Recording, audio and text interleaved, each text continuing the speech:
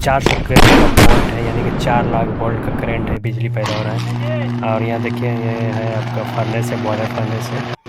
यहाँ पे दिखाई दे रहा है कि मैनुअली काम चल रहा है और ये भी एक फर्नेस है। Hello everyone, welcome to my new blog. दोस्तों, क्या आपने कभी सोचा है कि आपके घर में जो बल्ब जलता है, जो ट्यूबलाइट जलती हैं और जो आपके घर में खाना पकता है और यहाँ तक कि आपके जो मोबाइल चार्ज होती है, क्या आपने कभी सोचा है वो कैसे होता है? तो सोचिए मत, बोलिए जल्दी बिजली से। तो क्या आप कभी सोचा है कि बिजली कैसे पैदा होते हैं और आपके घर में बिजली कैसे पहुंचती हैं? तो मैं आपको आज बताने वाला हूं कि बिजली कैसे पैदा होती है और आपके घर में बिजली कैसे पहुंचता है। तो आप मेरे ब्लॉग पे बने रहें और आपको दिखाते हैं कि कोयला से बिजली कैसे पैदा होता है। आप देख सकते हैं मेरे पीछे में पूरा कोयला पड़ा हुआ है और पीछे में देखिए मेरा चिमनी है और उस साइड में जाइएगा, देखिए पीछे साइड में देखिए कन्वेयर बेल्ट है। तो मैं सारा बताने वाला आपका कि इस power plant, thermal power plant में हर एक चीज़ का क्या इस्तेमाल होता है और क्या वो डिवाइस का काम है, तो मैं वो बताने वाला हूँ। तो आप मेरे ब्लॉग पे बने रहें और चलते हैं, दिखाते हैं।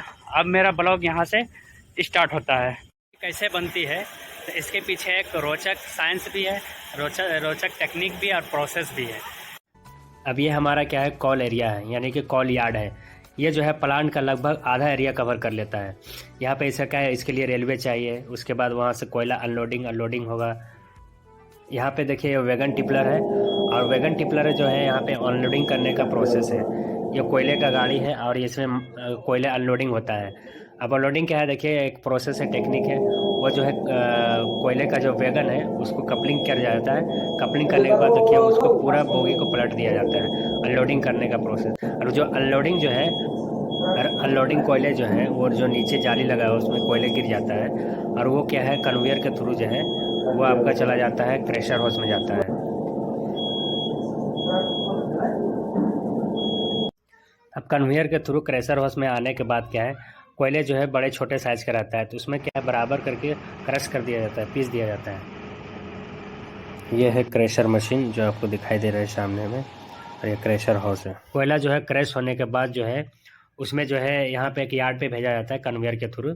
पीछे दिखाई दे रहा होगा मेरा कन्वेयर है और कन्वेयर के थ्रू यहाँ पे डंप किया जाता है पूरा कोयला का। लगभग 1.5 मिलियन जो है टन कोयला यहाँ पे स्टोर किया जाता है। 1.5 मिलियन टन मतलब कि 40 दिन तक ये कोयला का स्टोर किया जाता है। 40 दिन का अपना ये स्टॉक फुल कर लेता है। यहाँ पे देखिए बैकग्राउंड में पूरा कोयला जो है छोटा बड़ा के साइज में पूरा लेवलिंग हो चुका है कोयला का। अब यहाँ पे लेवल हो रहा है कोयला का, जेसीबी के थ्रू हो रहा है। अब पीछे बैकग्राउंड देखिए पूरा कन्वेयर फैला हुआ है। आगे मैं नेक्स्ट में बताऊंगा कन्वेयर बेल्ट का प्रोसेस। ये मशीन दिखाई दे रहा है, इस मशीन को बोलते हैं स्टेकर बोलते हैं। स्टेकर जो दांत निकला हुआ है, इस दांत को थ्रू जो है वो पूरा कन्वेयर में डाला जाता है और कन्वेयर के थ्रू जो है पूरा बॉयलर तक जाता है। आप जहाँ तक देखेंगे कोयला ही कोयला दिखाई दे रहा है। देखिए कोयला, इसीलिए कोयला का राज चलता है प्लांट में, थर्मल पावर प्लांट में राज चलता है कोयले का। कोयले का धक चलता है, कोयले का दादागिरी चलता है। कोयले का पूरा आधा हिस्सा जो है प्लांट का कवर कर लेता है। तो मेरे ब्लॉग पे और आगे बने रहे, आगे और भी दिखाते हैं कोयले के रुतबा, कोयले की शान, कोयले और क्या क्या कर सकता है। तो मेरे ब्लॉग पे आगे और भी पता चलता है, तो ब्लॉग पे मेरे बने रहें। आइए समझते हैं कन्वेयर बेल्ट के बारे में।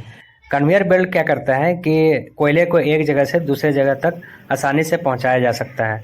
देखिए यहाँ पे बड़ा बड़ा मोटर और रोलर लगा हुआ है, हर रोलर में मोटर लगा हुआ है। वो जब मोटर घूमता है तो रोलर को भी घुमाता है और घूमते के साथ क्या है, वो कन्वेयर आगे बढ़ता है और ये कोयले को एक जगह से दूसरे जगह आसानी से पहुंचाया जा सकता है। ये बॉयलर में भी जाता है, ये यार्ड में भी जाता है। अब मेरे पीछे में देखिए पूरा कन्वेयर बेल्ट ही बेल्ट है। देखिए स्टेकर मशीन जो है घूम रहा है, ये देखिए यहाँ पे आपको साफ दिखाई दे रहा है। कोयले को टीथ में ले रहा है और लेने के बाद वो कन्वेयर बेल्ट में गिराता है। गिराने के बाद वो कन्वेयर बेल्ट से इसे रोटेट होके पूरा प्लांट में और बॉयलर तक जाता है। ये इजी प्रोसेस है। ये जो कोयले है कन्वेयर के थ्रू जा रहा है, ये डायरेक्ट बॉयलर में नहीं जा रहा है, ये बॉल मशीन में जा रहा है। वो जो चिमनी से पहले दिखाई दे रहा है वो अभी कन्वेयर बेल्ट है, वहाँ से जाते हुए वो आपका बॉल मिल में जाएगा। बॉल मिल में जाने अभी मैं पहुँच चुका हूँ, बॉयलर और बॉल मिल के बीच में हूँ और आपको ले चलते हैं बॉल मिल में। और वहाँ पे बॉल मिल में क्या होता है, जो छोटे छोटे कोयले रहते हैं क्रेशर मशीन से होकर आया हुआ रहता है, उसको पाउडर बनाया जाता है। पाउडर बनाने के बाद क्या है, उसको बॉयलर में भेज दिया जाता है। कोयले को पल्वराइज इसलिए किया जाता है ताकि उसका सरफेस एरिया बढ़ सके और वह पूरे तरीके से जल सके। अब कुछ यहाँ पे आपको एनिमेशन के थ्रू बताने वाला है कि कोयला कैसे ड्राई होता है, और यहाँ तक कि कोयला ड्राई होने के बाद वो डायरेक्ट बॉयलर के पास भेज दिया जाता है ताकि वो पूरा तरीके से वो जल सके।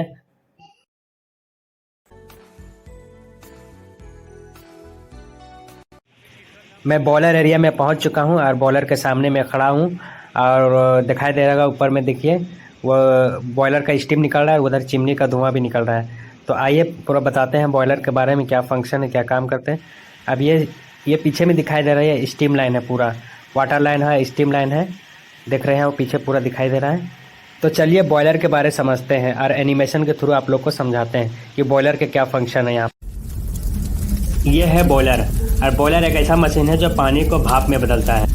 गर्म हवा और पाउडर कोयला ट्यूब के सहारे बॉयलर के फर्नेस में भेजा जाता है और जलाया जाता है, जिस तरह यहाँ पे दिखाया जा रहा है।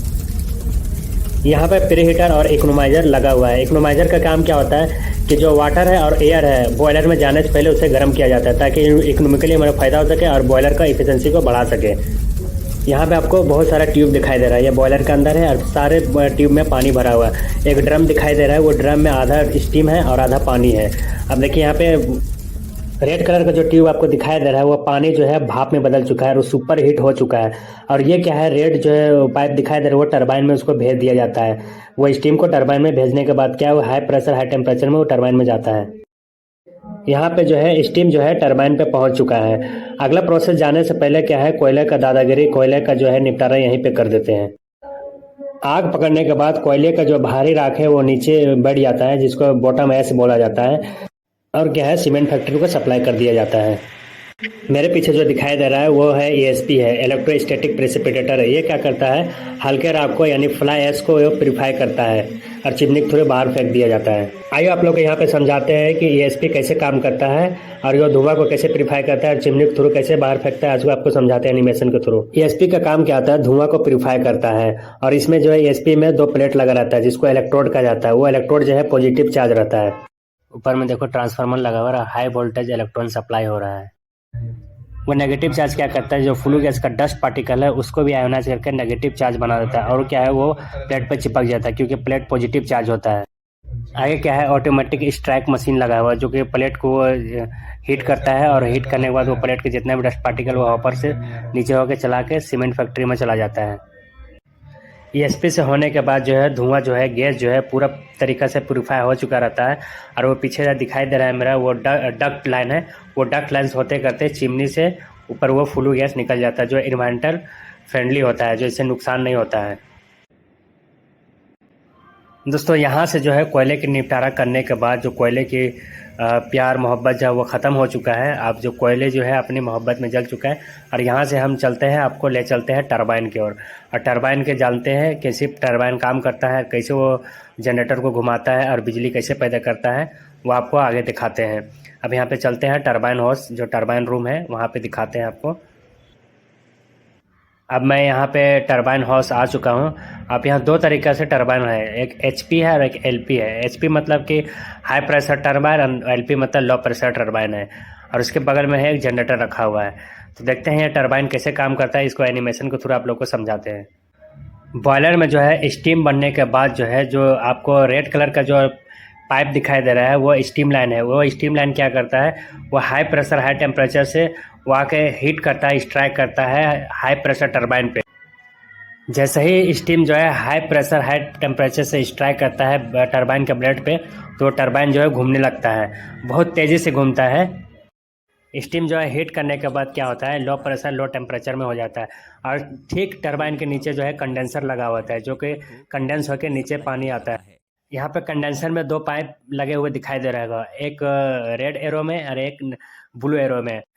यहाँ पे क्या है, कंडेंसर से गर्म पानी कूलिंग टावर पे जा रहा है और दूसरा क्या है कि ठंडा पानी जो है कूलिंग टावर से यहाँ पे कंडेंसर पे एंट्री कर रहा है। किसी भी थर्मल पावर प्लांट के लिए पानी उतना ही इम्पोर्टेंट है जितना कोयला। इसके लिए क्या है, रिजर्वायर बनाया जाता है, पानी स्टोर रखा जाता है और रिजर्वायर से जो है DM प्लांट में जाता है, डीमिनरलाइज होता है क्योंकि पानी में बहुत सारे मिनरल्स होता है, इसको प्यूरिफाई करके कूलिंग टावर में भेजा जाता है। ये हमारा कूलिंग टावर है। आप एनिमेशन से समझ सकते हैं, देखिए पानी का स्टोर है, रिवर है और यहाँ से क्या है कूलिंग टावर पे जाता है। कूलिंग टावर से जो है वो पानी, ठंडा पानी जो है कंडेंसर में जाता है, और कंडेंसर से जो है गर्म पानी कूलिंग टावर पे आता है। आप कूलिंग टावर के यहाँ पर प्रोसेस समझते हैं। कंडेंसर से जो गर्म पानी आता है कूलिंग टावर में, वो फिन लगा हुआ आता है। फिन जो है स्प्रिंकल कर रहा है, जो एयर को कांटेक्ट में आता है तो वो ठंडा होता है, और जो बाकी जो है भाप जो रहता है वो ऊपर एटमॉस्फेरिक में चला जाता है, जैसे आपको दिखाई दे रहा है कूलिंग टावर में। यहाँ से पानी का रोल ख़त्म होता है और फिर से आते हैं टरबाइन में। टरबाइन को प्लांट का दिल कहा जाता है।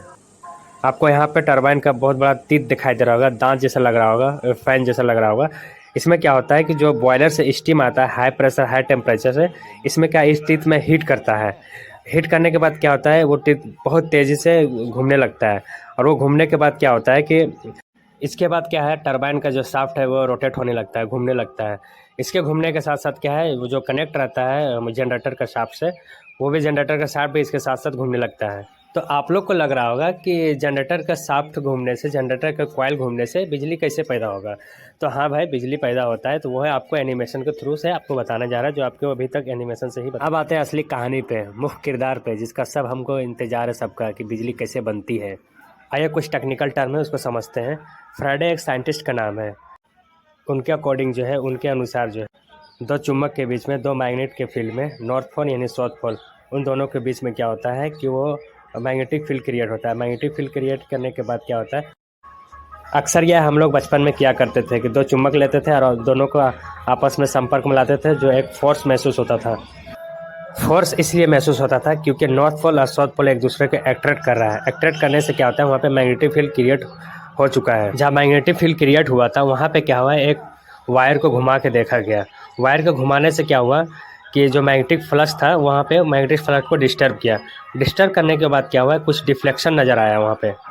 जब डिफ्लेक्शन का ऑब्जर्व किया गया तो वहाँ पाया गया कि करंट पैदा हो रही है। इसलिए पता चला क्योंकि एक डिवाइस आपको दिखाई दे रहा है जो कांटा टाइप का है, वो एमीटर है। एमीटर जो है करंट मेजरमेंट करने का एक डिवाइस है।